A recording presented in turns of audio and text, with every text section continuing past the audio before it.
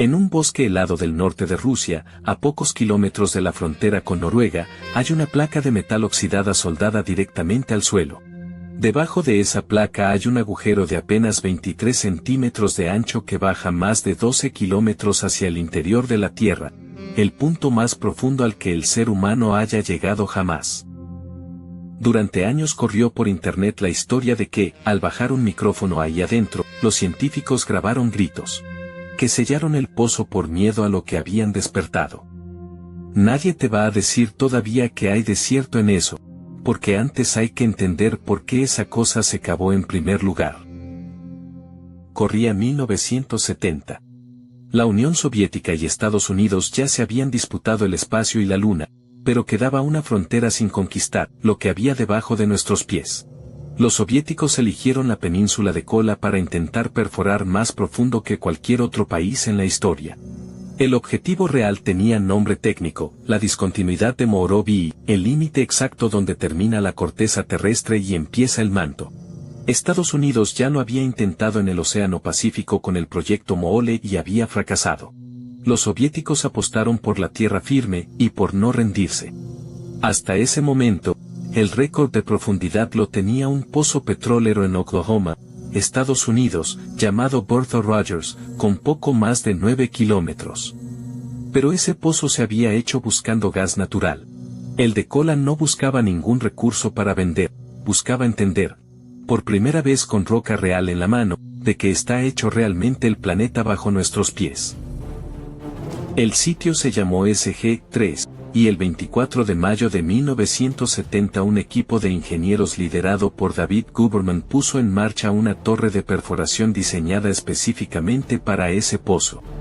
No existía ninguna máquina en el mundo capaz de sostener una barrena tan larga sin que se partiera por su propio peso, así que tuvieron que inventar una. Usaron una turbina de fondo que giraba solo la punta de la broca, no toda la columna, para que el propio peso del taladro no lo destruyera antes de llegar a destino. Año tras año, metro a metro, fueron bajando. En 1979 ya habían superado el récord mundial de profundidad. En 1983 pasaron los 12 kilómetros. ¿Vos te imaginás cuánto tarda bajar y subir una broca desde ahí abajo cada vez que se rompe? Y se rompía seguido. A esa profundidad, la roca ya no se comporta como algo sólido, el calor y la presión la vuelven casi plástica, como masa de pan caliente. Cada vez que la broca se trababa, no había forma de rescatarla, había que abandonar ese tramo y perforar un nuevo desvío desde más arriba. Alrededor del pozo creció un pueblo entero para sostener el proyecto, más de 16 laboratorios trabajando las 24 horas, analizando cada muestra de roca apenas salía a la superficie, todavía tibia por la profundidad de la que venía. Algunos de esos científicos pasaron ahí más de una década de su vida, estudiando un solo agujero en la Tierra. Y lo primero que descubrieron rompió una teoría que llevaba décadas dándose por cierta. Los sismógrafos habían predicho que a los 7 kilómetros la roca cambiaría de granito a basalto, un límite claro entre dos materiales distintos. Cuando por fin sacaron una muestra real de esa profundidad, seguía siendo el mismo granito de siempre, solo que transformado por el calor y la presión durante millones de años. Es decir, durante décadas, todos los mapas del interior de la Tierra que se enseñaban en las universidades del mundo estaban basados en una suposición que nadie había podido comprobar con roca real en la mano. Y ahora, por primera vez, alguien la tenía.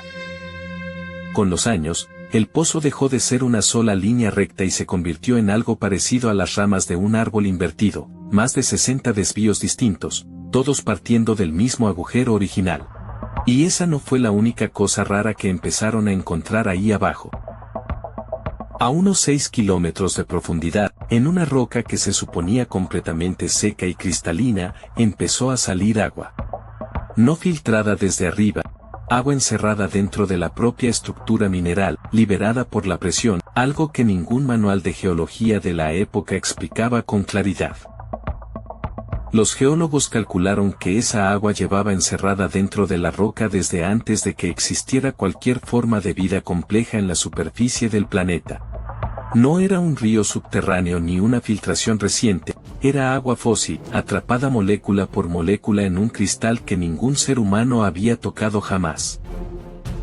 Todavía más abajo apareció algo que nadie esperaba encontrar, fósiles microscópicos de plancton marino, atrapados dentro de un compuesto orgánico que había sobrevivido más de 2.000 millones de años sin oxígeno, sin luz y bajo una presión que debería haber destruido cualquier resto de vida.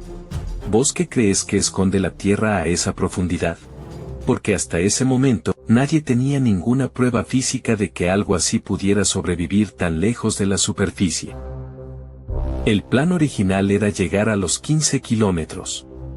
Pero a los 12.262 metros, el equipo midió la temperatura de la roca, 180 grados centígrados, casi el doble de lo que sus propios modelos habían calculado para esa profundidad.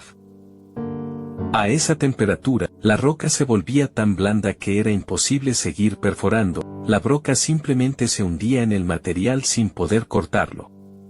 El sueño de llegar hasta el manto terrestre se terminó ahí, a menos de un tercio del camino hacia esa frontera invisible que habían salido a buscar 22 años antes.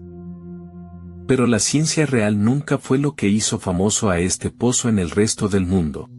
Eso llegó después, y no tuvo nada que ver con los ingenieros que trabajaron ahí. En 1989, un periódico finlandés publicó una nota que decía que un equipo científico había bajado micrófonos de altísima sensibilidad al pozo y había grabado un sonido que parecía miles de voces humanas gritando de dolor. La nota nunca citó ninguna fuente verificable, ningún nombre real, ninguna grabación disponible. La historia saltó de un país a otro sin que nadie la verificara, y para 1990 ya circulaba en Estados Unidos a través de una cadena de televisión religiosa que la presentó como prueba real de que los científicos soviéticos habían perforado hasta el infierno. Millones de personas la escucharon como un hecho confirmado. Un audio empezó a acompañar la historia por todos lados, gritos distorsionados, supuestamente grabados a 12 kilómetros de profundidad. Radios locales lo pasaron al aire como si fuera auténtico, iglesias enteras lo usaron como prueba de sus sermones, y nadie se detuvo a preguntar de dónde había salido realmente esa grabación. Nunca existió esa grabación.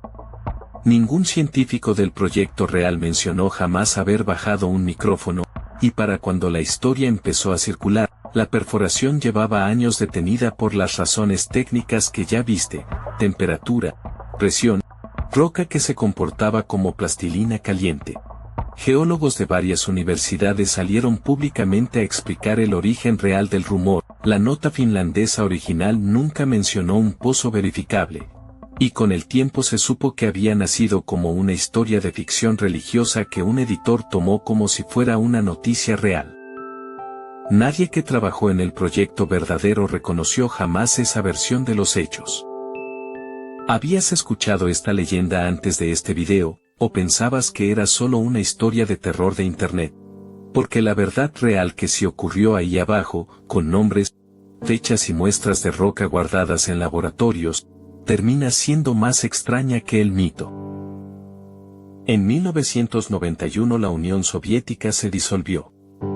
El dinero para sostener un proyecto científico de esa escala, sin ningún objetivo militar ni comercial inmediato, se esfumó casi de un día para el otro. En 1992 la perforación se detuvo de forma definitiva. En 1995 el gobierno ruso cortó todo el financiamiento restante. La estación quedó en pie, vacía, mientras la economía rusa se derrumbaba a su alrededor. Con el tiempo, la gente empezó a llevarse lo que quedaba: cables de cobre, paneles metálicos, cualquier pieza que pudiera venderse como chatarra.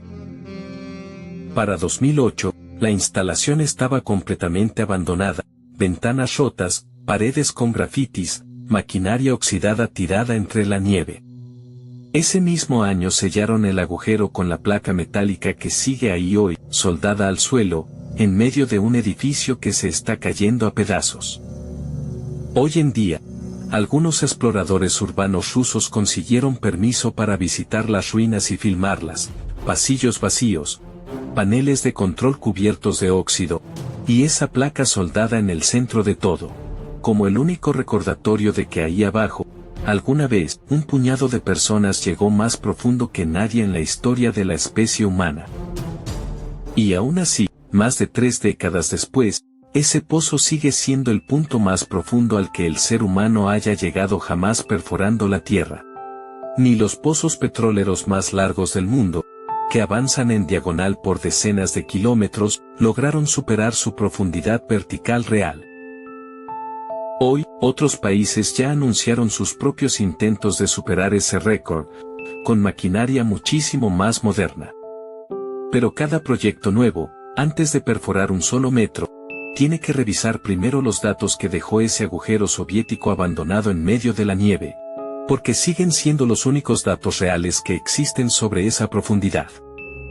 12 kilómetros suena a una distancia enorme hasta que la comparas con el radio real de este planeta, 6.370 kilómetros hasta el centro.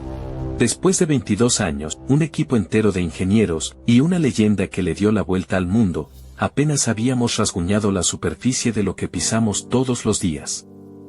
¿Vos crees que si hubieran seguido perforando, tarde o temprano hubiéramos encontrado algo que de verdad no tuviera explicación científica? Cuéntame en los comentarios hasta dónde te animarías